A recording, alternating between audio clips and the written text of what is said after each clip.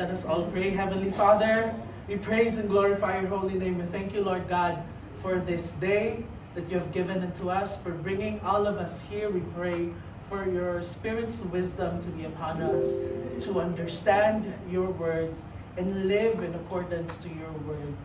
Father, we pray that you would anoint your word so that all of us would be encouraged, would be lifted up by your words, and that all of us would be transformed by your words tonight. Father, may you speak unto us, and may our ears, spiritual ears, be willing to listen.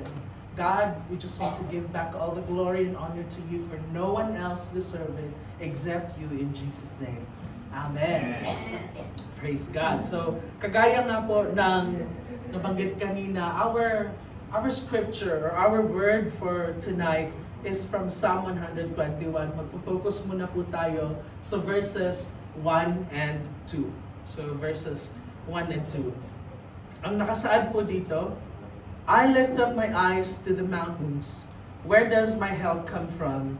My help comes from the Lord, the maker of heaven and earth. Amen. Ulitin ko po, I lift my eyes to the mountains. Where does my help come from? My help comes from the Lord, the maker of heaven and earth. Praise God. So Psalm 120 hanggang 124, from Psalm 120 hanggang Psalm 134, yun po yung tinatawag nating Psalms or the Song of Ascent. So ibig sabihin, ito po yung Song of Ascent kasi ito po yung kinakanta nila habang po sila ay umaakyat papunta sa Jerusalem. So Jerusalem, medyo nasa ano po siya, sa tuktok ng hill, so kailangan po nila itong akyatin. And habang po naglalakbay ang mga Israelites paakyat, ito po, Psalm 120 hanggang Psalm 134, ito po yung kanilang kinakanta o inaawit. So, ascent kasi po, paakyat. So, kaya yun po yung ibig sabihin ng Psalm of the Ascent. Psalm of Ascent. At hindi lamang po, dahil po paakyat sila sa Jerusalem, kaya tinatawag siyang Song of Ascent or Psalm of Ascent. Dahil po, ibig din po nitong sabihin ay yung psalm po na ito, it leads us up toward God in our own personal walk with God. So dapat po, when we sing songs, kagaya po ng sinabi kanina kung ninamnam daw yung mga lyrics ng kanta. So when we sing songs, it should not just be eto, linya lang, but it should lift us up unto the presence of the Lord.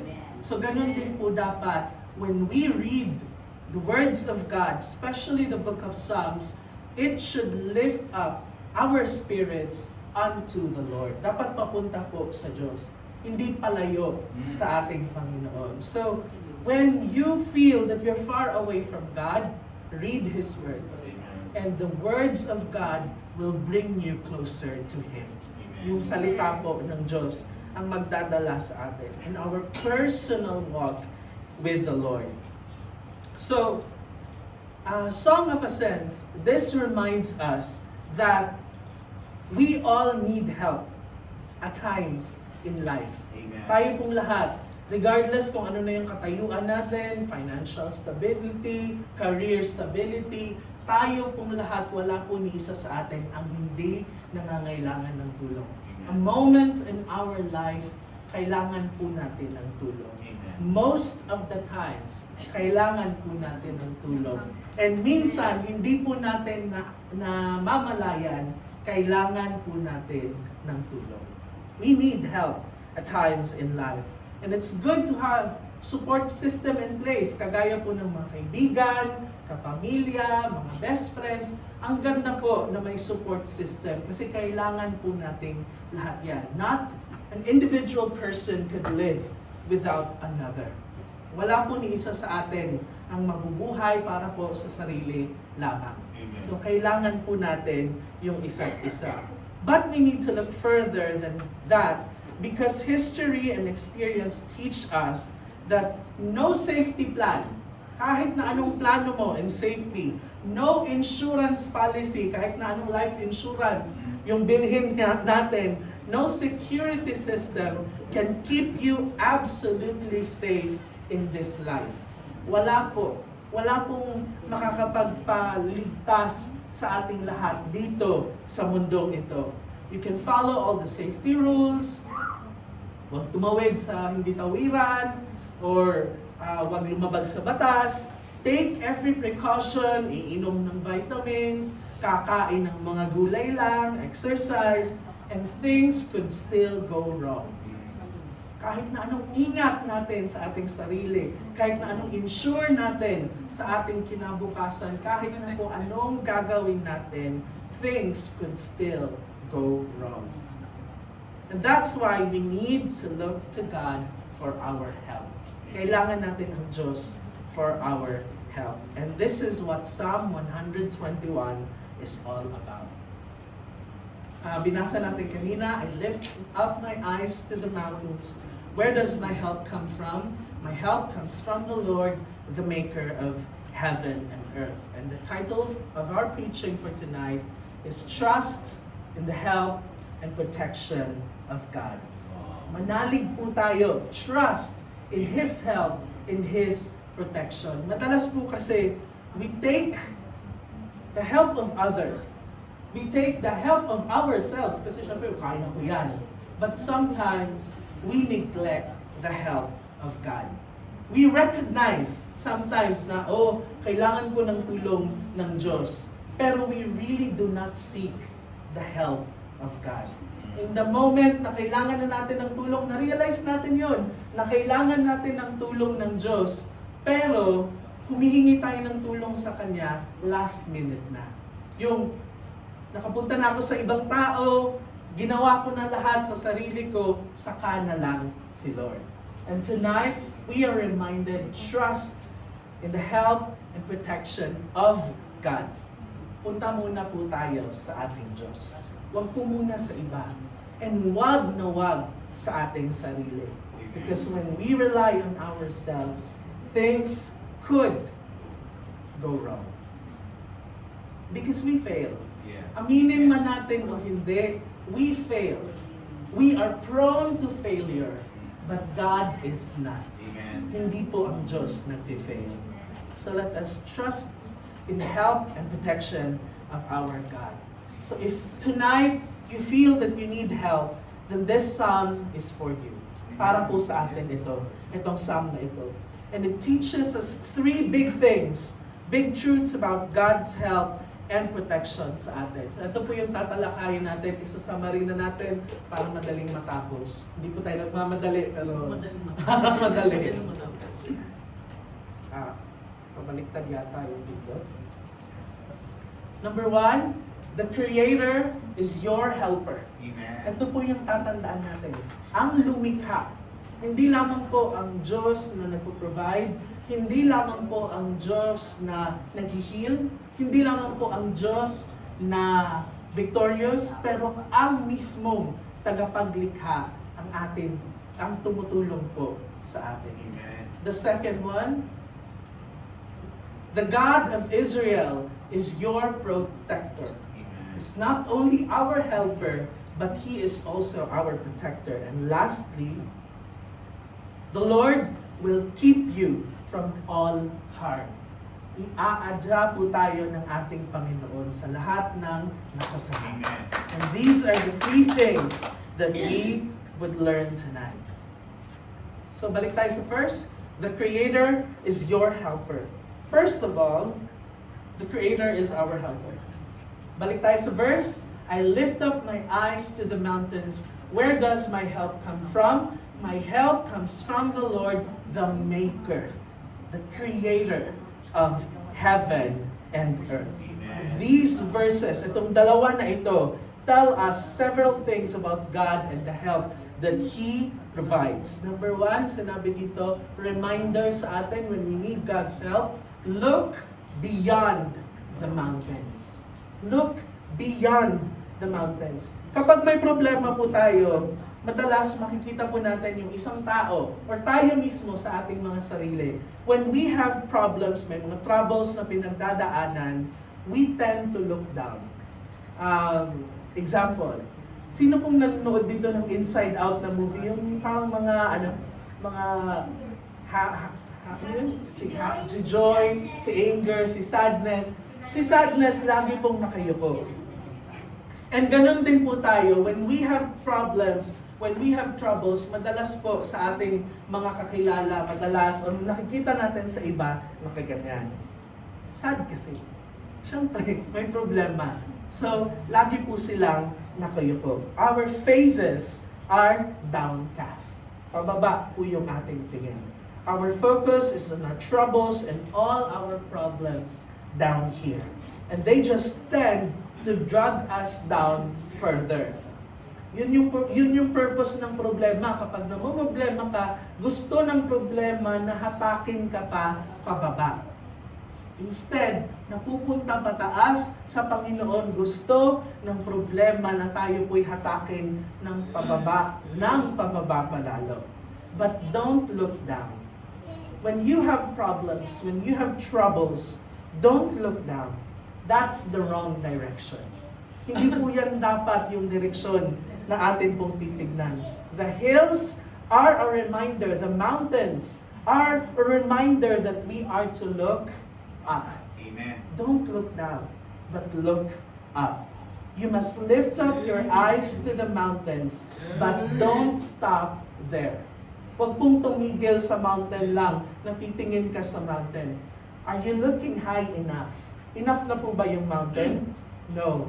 Because you must look beyond or high above the mountains to the God who created the mountains, because God is higher than all. Amen. Huwag pong humarap lang, huwag lang mag-look down, huwag lang din mag-look up sa mountain. Go and focus your sight higher than the mountain, because God is the one who created the mountain and is higher than everything. Don't stop by looking at the mountain, but look up toward Jerusalem and the temple of God, where the dwelling place of God is. Psalm 46:1, it says, God is our refuge and strength, an ever-present help in trouble. Amen. Ever-present help. Kapag may problema, hindi po tayo pinapabayaan ng Lord. Amen. Minsan sa ating mga kapamilya, sa ating mga kaibigan, kapamilya na nga, kapag may problema na, halos hindi ka na makilala, hindi mo na sila malapitan. Parang sinasabi, nilapitan mo na ako dati sa dati mong problema, ngayon enough na. But God is not like that. God is saying He is an ever-present help in trouble. Sa other versions po, in times of need. Amen. Kapag kailangan natin ang Diyos, He is ever present. Ibig sabihin, hindi po siya nawawala. Hindi po siya, okay, kota ka na sa paghingi ng tulong. Wala pong ganyan ang ating Panginoon. He is ever, forever present sa ating pong mga pangangailangan. Amen. In Psalm 90 verse 2, it says, before the mountains were born, or you brought forth the earth and the world, from everlasting to everlasting, you are God. Amen. Bago pa po nalikha ang mga mountains, ang lahat ng bagay sa mundo at mismo ang mundo, bago pa po nalikha, God from everlasting to everlasting is already God. Wala pong may likha sa Diyos. Siya po ang may likha ng lahat. So we can trust na ang ating pong Diyos hindi po nalilimitahan because He created all things.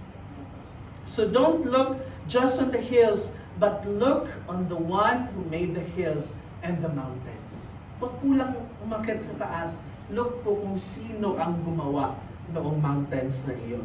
Look past the creation and look to the Creator. Huwag pong limitahan. So, wala pong masama na lumapit po tayo sa ating mga kapatid for help, sa mga kapatiran for help, but don't look for help on the creation. Tayong lahat po, creation lamang po.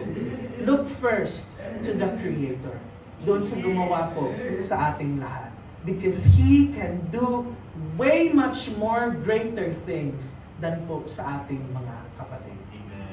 Mas may maitutulong po ang ating Diyos kaysa po sa ating kapatid. And then God may lead you to your brethren. At least nauna po tayo sa ating Diyos. God can use our brethren to help us in our problems. Hindi po, huwag po kayong magkamali. Hindi po masama na lumapit sa ating mga kapatid. Posible po na ang gagamitin ng Diyos ay ang ating pong mga kapatiran. But go to God first. Unahin po natin ang ating Panginoon. Next po,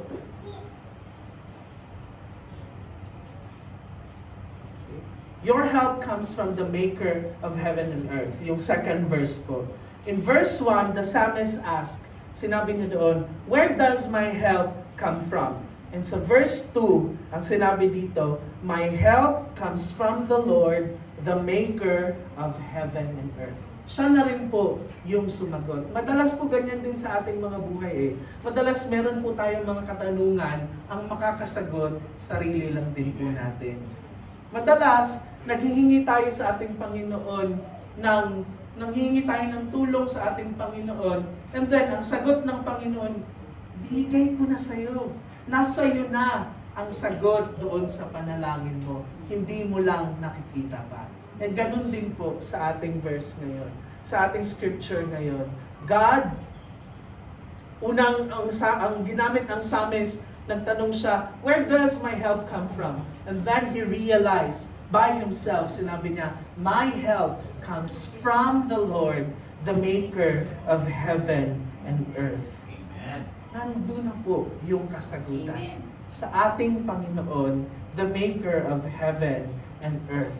So, when we face troubles and trials, isipin po natin, where does my help come from? Saan ba ako lalapit? Huwag na pong sino yung lalapitan ko, saan ako lalapit. Sagutin niyo po agad yung inyong mga sarili. Go to God, the Maker of heaven and earth. And that's where your help would come from. Amen. Diyan po magkagaling yung tulong natin. Lahat po tayo nangangailangan ng tulong. In our lives, ang dami-dami nating pinagdadaanan, ang dami-dami nating mga problema. And lahat po tayo, walang exempted dito. We're facing a lot of problems. Huwag po natin kalimutan, we're not alone. God is there with us. He just wants us to go to Him.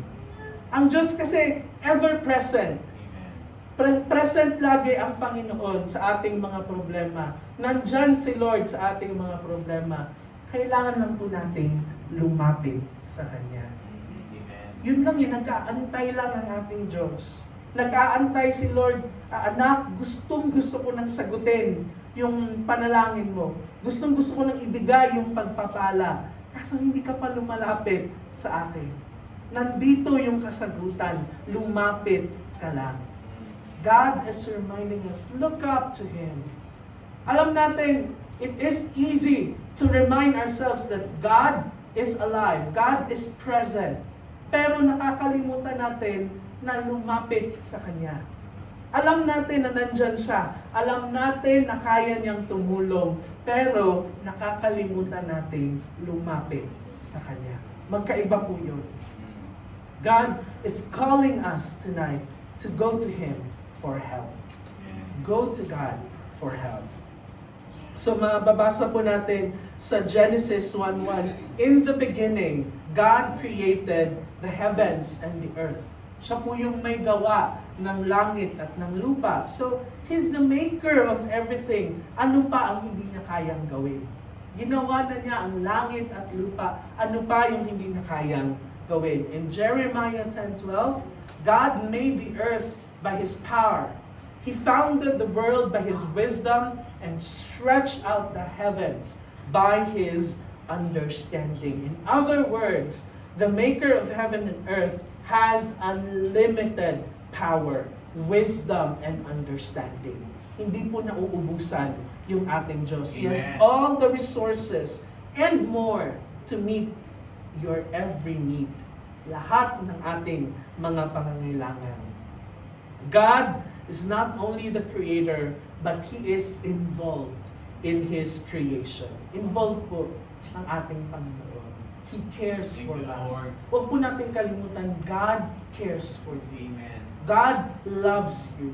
Madalas alam natin yan, but remind yourselves, God cares for me. God loves me. I-remind po natin yung ating mga sarili araw-araw patungkol po dyan. He loves us so Amen. much. He cares for us. Hindi po siya yung Diyos na malayo, na walang relationship sa atin. But He is a God who understands us, that He sent His only Son for you and for me to die on the cross. Ganun po siya kanang kikare po sa atin. So wag po nating sabihin na, ay, ang layo ni Lord. Ay, ayaw ni Lord na sa akin. Nagtampo na si Lord kasi nagkasala ako nung nakaraan. Hindi po ganyan yung ating Panginoon. God loves us no matter what. There is nothing that we can do that would make God love us more. Wala po tayong magagawa na para mas mahalin tayo ng Panginoon, but there is nothing that we have done that could make Him love us less. At hindi rin po mababawasan yung pagmamahal ng Diyos sa atin. Ganun po tayo ang buhay ng ating Panginoon. We call God's power over all creation His providence, yung pagproprovide ng Panginoon. So, bakit po natin nasabi na involved si Lord sa kanyang mga creation? Stars. Ang stars po ay gawa ng Panginoon. And until now, every second, one star is born. Every second, every segundo, meron pong bagong pinapanganak na bituin. And God knows each by name. Wow. Alam ng Diyos. Ilang trilyon na yon, but God knows each star by name. Amen. Pinangalanan ng Diyos yung bawat bituin. How much more tayo? Yung star, sinabi niya lang yun, at tapos nandyan na-create na yung star. But how much more tayo? Nag-effort si Lord na gawin tayo. And He made us in the image and the likeness of Him. Amen. Yung stars na kilala niya, how much more tayo na pinag-effortan ng Diyos, hiningahan pa ng ating Panginoon. How much more tayo, kaya ni-remind tayo ng Panginoon, your hair, yung mga nalagas na are even counted. Praise God. Kahit na yung nalagas na buhok, kinount din yun ng Panginoon. Ganon po tayo kamahal ng ating Panginoon. Kilala po tayo ng ating Panginoon. So what difference does it make that the Creator knows that yung lahat ng yan pinagdadaanan mo? It means that He cares deeply for all of us. Amen. Ang Panginoon hindi po siya namimili na yung nagsisimba lang lagi, yun lang yung i-care ko.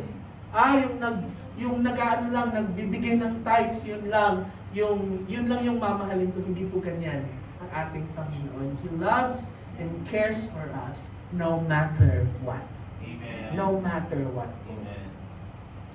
And kagaya ng mga verses natin pong nabasa kanina, He is in control. Amen. Wala pong imposible sa ating Panginoon. So when you are facing troubles of many kinds right now, go to God and He will help you.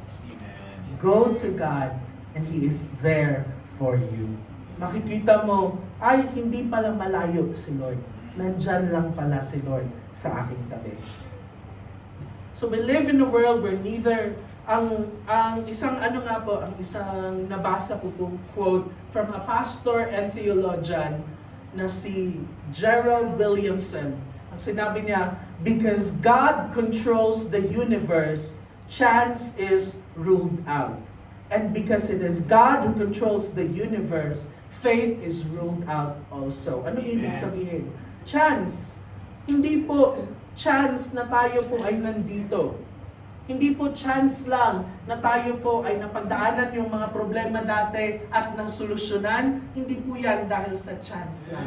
Ginawa po yan ng ating Panginoon. Amen. It's not fate. Hindi po tadhana ang nagpokontrol ng universe. It is God. So wag po tayong umasa sa tadhana, sa chance, but trust in God. Amen. Trust in God who controls everything. Next, number 2 na tayo. Mabilis ah. Number 2 na tayo, the God of Israel is your protector. Ito po yung second truth. The first po ay, the Creator is your helper. The second one is, the God of Israel is your protector. God of Israel. Basahin po natin verses 3 to 6. Psalm 121 pa rin po. Continuation ng 1 and 2. He will not let your foot slip. He who watches over you will not slumber.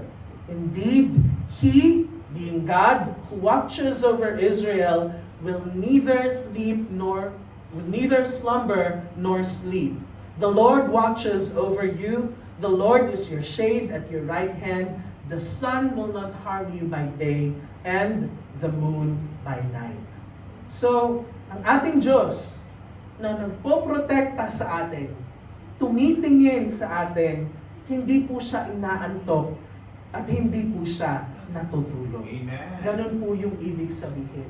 That we can rest assured that we can call unto Him 24/7 para po sa ating mga pangangailangan, and He is there to answer us.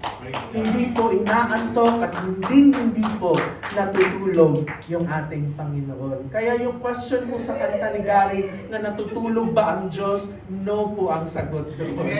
Hindi po natutulog yung ating Diyos.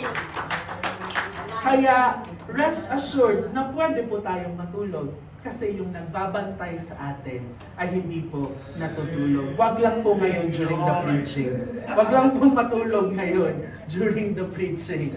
So, these verses, ito pong 3 to 6, they teach us that God is not only the creator of the world, but also the protector of Israel, and He is our protector as well. Amen. Hindi po nalilimitahan sa Israel yung protection ng Panginoon because He has summoned His word, created His word, not only for the Israelites, but for those people that would believe in Amen. Him, kagaya po natin ngayon. So His words are also for us. It's important to note that the name of God that is used not only in this psalm but in all 15 psalms ng Song of the Ascent, Lord po, the Lord. Mababasa niyo po sa mga translations, L-O-R-D, capital po yun lahat. So, lahat ng translations, L-O-R-D, at ang ibig po sabihin nito sa Hebrew, yung ginamit po talaga na word, na original word dito sa Hebrew ay Yahweh. So, hindi siya yung Jehovah, ibig sabihin God who provides, God who heals, God who shelters, God who protects, hindi po ganyan. But ang ginamit po ay Yahweh. Yahweh, which is the covenant name of God. Ibig sabihin ng covenant, may pangako. May pangako ang Panginoon. So, eto po yung mga pangako niya. He will not let your foot slip. Hindi ka po madudulas. He who watches, hindi po literal na hindi, baka sabihin po natin ay nadulas ako kahapon so wala si Lord. Hindi po literal na nadulas, hindi ka madudulas. But madudulas po ibig sabihin na mapapalayo ka na sa presensya ng Panginoon at mapapahamak ka. Hindi po literal na hindi ka na madudulas. Baka sabihin mo, ay hindi pala totoo yung sinabi ni Lord kasi nadulas ako kahapon. Hindi po ganyan. Madudulas, ibig sabihin mapapahamak ka at mapapalayo ka sa presensya ng Panginoon. Hindi po yan mangyayari. Because He who watches over you will not slumber. Hindi po antok-antok si Lord na kahit na night shift si Lord, okay. So nung gabi, nadulas ka kasi inantok si Lord. Hindi po ganyan. God will not slumber nor sleep. The name of Yahweh in the Old Testament pointed to God's covenant relationship with Israel. And as a believer in Christ, you are also in a relationship with Yahweh. Tayo pong lahat ay meron pong relationship sa Kanya because we are also part of God's covenant people. So, kapag babasahin po natin yung Old Testament and see how God watched out for Israel and took care of them, you can rest assured that He will do the same for you and for me. Amen. Makikita natin dati, naglalakbay yung Israel sa desierto for 40 years, but God gave them manna from heaven. Ganon din po ang pangako ng Panginoon. Minsan, naisip natin, gutom na gutom tayo, tapos walang pera, pero biglang nakakakain. Praise Biglang God. may siomay na dadating. Biglang nakakain ka. Wala namang expectations mula sa walang nangako. Pero biglang may nagkakain. So ganun din po sa ating Panginoon. He took care of the needs of Israelites before. He will take care of our needs today. Amen. Hindi po tayo pababayaan ng ating Panginoon. Na dati po, ang dami-dami nating problema, malalaki, parang inisip natin dati habang pinagdadaanan yung mga problemang yun, wala na, last na to. Hindi ko na kaya talaga to, walang solusyon na to. Pero, nandito tayo ngayon na solusyonan yung malaking problema dati. So always trust in the Lord because He is there for us. Hindi po tayo pababayaan ng ating Panginoon. God protects us from accidents, yung mga aksidente. Marami na tayong narinig na iba na aksidente, pero tayo, praise God, nananatiling buhay because of the grace of our God. Sa proteksyon at sa pagmamahal ng ating Panginoon. He will not let your foot slip. So when you build your life on God and on His Word, you are on solid ground. Hindi po tayo matutumba,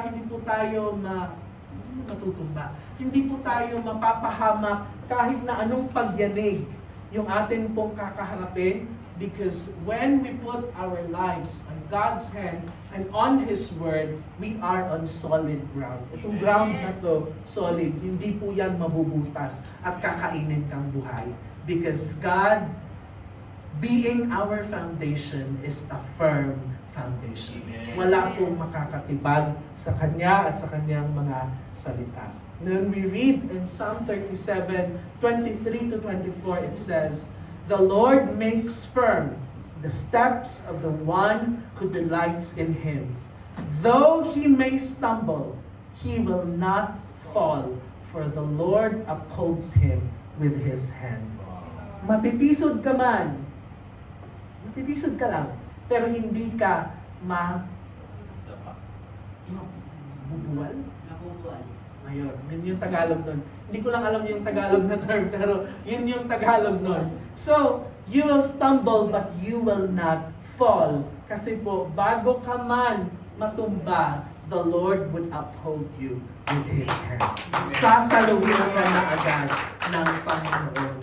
Posible man na ikaw ay matisod, may bato dyan, matitisod ka, pero hindi ka po hahayaan ng Panginoon na ikaw ay matutumba kasi sasaluhin ka na po agad ng Panginoon. May minsan, may isip natin, wala, sobrang bigat na ng aking problema, suicide na lang siguro kasi wala na talagang pag-asa.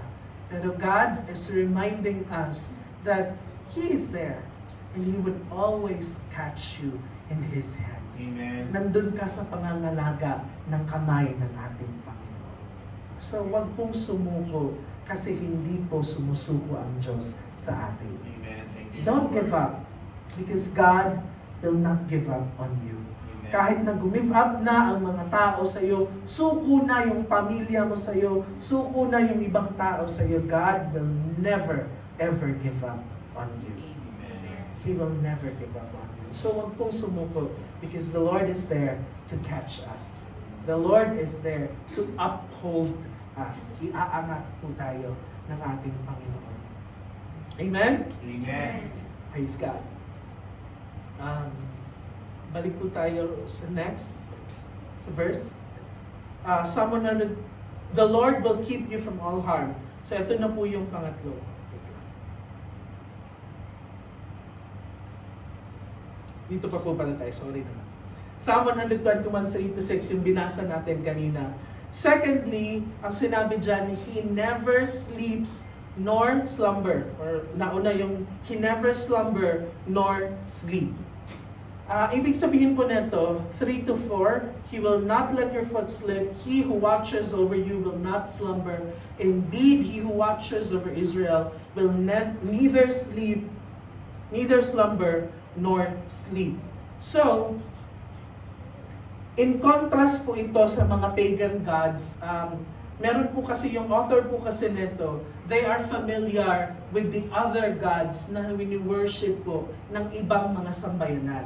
And etong author po nito, he knows about the history of the other gods. So yung mga Diyos-Diyosan, hindi po yung capital G na God na atin pong pinaniniwalaan. So yung mga Diyos-Diyosan. Kaya po sinabi niya ito, inulit-ulit that He never slumbers nor sleeps. Kasi po, kung naalala niyo po yung napakatagal na preaching natin patungkol kay Elijah na yung nag-sacrifice sila with the Baal worship. So yun, di ba isa sa mga tinont ni Elijah ay, sigaw pa kayo ng mas malakas kasi baka natutulog yung inyong Diyos. So at least marinig kayo kung sisigaw kayo. Because that is the belief of the pagans. Yung mga pagano po, yung mga hindi naniniwala sa Diyos dati, na yung Diyos ay natutulog. Pero yung ating Diyos, hindi po siya natutulog. Kaya po inuulit-ulit ito dito sa verses 3 and 4 because God is reminding us na hindi po siya kagaya ng ibang Diyos-Diyosan na natutulog, hindi po siya nagpapahinga. Hindi niya po kailangan ng pahinga at ng tulog. The implication here is that if your God is sleeping when you don't need Him, then you don't have much of a God. Kung ang Diyos mo natutulog, kung kailangan mo siya, or kung hindi mo siya kailangan, natutulog siya, then hindi po siya Diyos. Kasi bakit siya matutulog? 24/7 yung ating pangangailangan. Baka sa gabi, nakalimutan mong huminga. O di, wala nang tulog. So itong Diyos po natin, hindi po siya natutulog at hindi po siya nagpapahinga. Hindi na po kailangan ng tulog at pahinga. So He can watch over us. He can watch over us 24/7. And because God, kagaya ng sinabi ko kanina, never sleeps nor slumber, we can rest assured that when we sleep, we are still protected by God. So since hindi natutulog yung ating Diyos, we can rest and sleep in the presence of God. Amen. Kaya po tayo nakakatulog kasi may trust po yung ating mga puso. May faith tayo na kahit natulog tayo, God is still in control. Amen. God still protects and looks over us. Ganun po yung ating pong assurance na kaya po tayo mahimbing na nakakatulog, hindi dahil sa pagod lang, pero alam natin na ang ating Diyos Ama ay nakatingin po sa atin. Amen. Thank you, Lord. Praise God. Because God is awake, you can sleep. Kaya po natin matulog. It's like a child who can sleep ng kagaya po ng anak ko kapag wala po ni isa sa amin, hindi po siya nakakatulog. And ganun din po yung assurance, kabaliktaran, na kapag nandyan po kaming dalawa, nakakatulog po siya ng mahigpit. So ganun din po sa atin. Because we know that God is with us, we can sleep. Amen. Watching over us so we can sleep. Sino ba yun? Next, He is close beside you. God is close beside us. So kung mababasa po natin sa verse 5, the Lord watches over you. The Lord is your shade at your right hand. The Lord is your shade at your right hand. Ibig sabihin po nito that God accompanies you every step of the way. He's close beside you. Shade at your right hand. So ibig sabihin, lilim daw na nasa kanan mo. So ibig sabihin, katabi mo ang Diyos. Amen. Kapag Thank you, ikaw ay Lord. may pinagdadaan ng problema, katabi mo ang Diyos. Nagugulat ka na lang, bakit hindi ang dami-daming attacks ngayon ng kalaban, pero hindi ka natatamaan? Because God is beside you. Amen. God Thank is you, with Lord. you. Ang ating po kasing warfare ay hindi po physical, but spiritual. And ang dami-dami po at the moment na umaatake po sa atin, even as we speak right now. But we don't feel them because God is with us. Amen. God is protecting us. Andiyan na, lumalapit na yung cancer, lumalapit na yung mga matitinding sakit, pero hindi ka natamaan kasi Amen. God is with us. Amen. Nandito na yung aksidente, pero nailag ka because God is with us. Amen. God is beside you. Kagaya dyan, verse 5, the Lord watches over you dito sa taas, and then the Lord is your shade at your right hand. And katabi mo ang Diyos. Hindi po malayo ang Diyos. Amen. Katabi po natin yung ating Diyos. Tawag lang. Tumawag ka lang sa Diyos. Minsan kasi inisip natin, pinabayaan na ako ni Lord.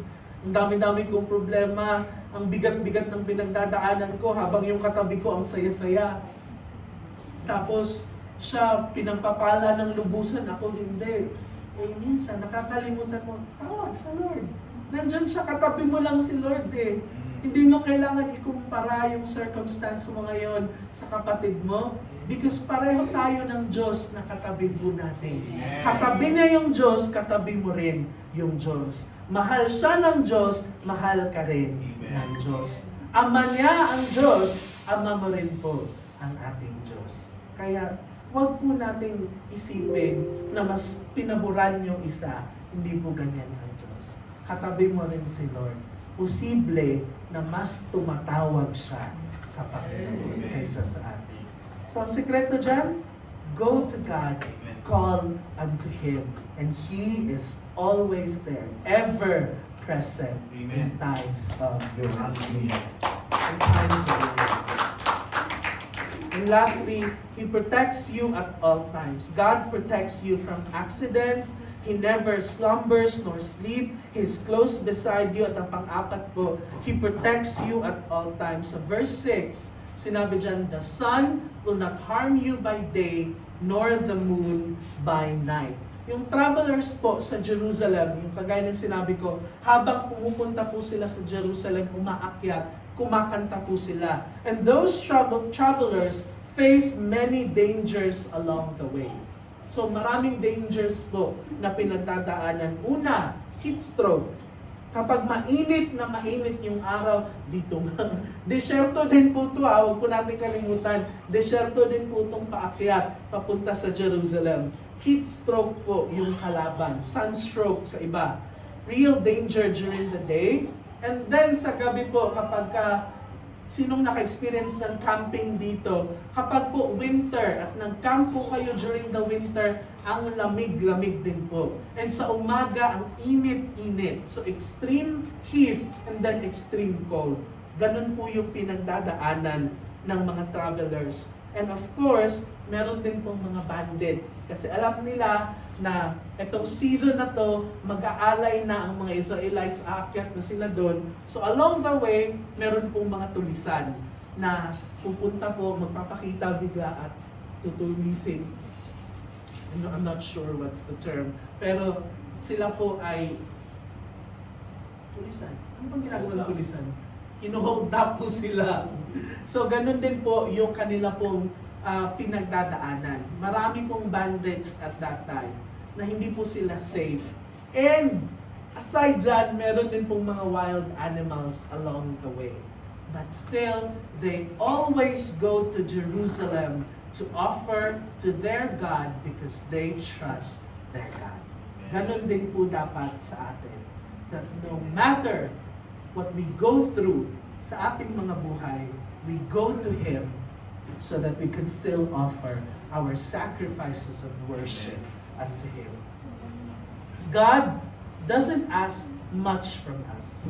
Hindi po nanghihingi ang Diyos ng tithes nga 10% lang, hindi po nanghihingi ang Diyos 90% yung iyong ibigay. Hindi po nanghihingi ang Diyos na mag-alay ka ng baka kada buwan kasi wala na tayong pera for sure. Kung kada buwan mag-aalay tayo ng baka sa ating mga kasalanan. God doesn't ask much in our worship. What He is asking for is our Amen. Puso po yung hinihingi ng ating Diyos. A heart that is fully offered and surrendered unto Him. Amen. Hindi mo na kailangan mag-alay ng baka o kung wala kang pera, kalapate, manguhuli ka pa ng kalapate sa kapitbahay. Hindi mo na kailangan ng ganyan. God is just looking for our hearts. So, ganun din po, may dangers na pinagdadaanan ko nila both day and night sa daan. But verse 6, sinabi dyan, the sun will not harm you by day. So walang makakaharm sa umaga, and the moon by night. Kahit sa gabi, wala pong makakaharm sa kanya. And that promise would also belong to us. Hindi lang po tayo ligtas sa umaga, ligtas din po tayo sa gabi. Because the Lord is with us. Lastly, the Lord will keep you from all harm. The Creator first, the Creator is your helper. The second one, the God of Israel is your protector. And then finally, the Lord will keep you from all harm. Verses 7 to 8, it says, the Lord will keep you from all harm. He will watch over your life. The Lord will watch over your coming and your going, both now and forevermore. Verse 1 to 6, yung binasa po natin, they were all in present tense.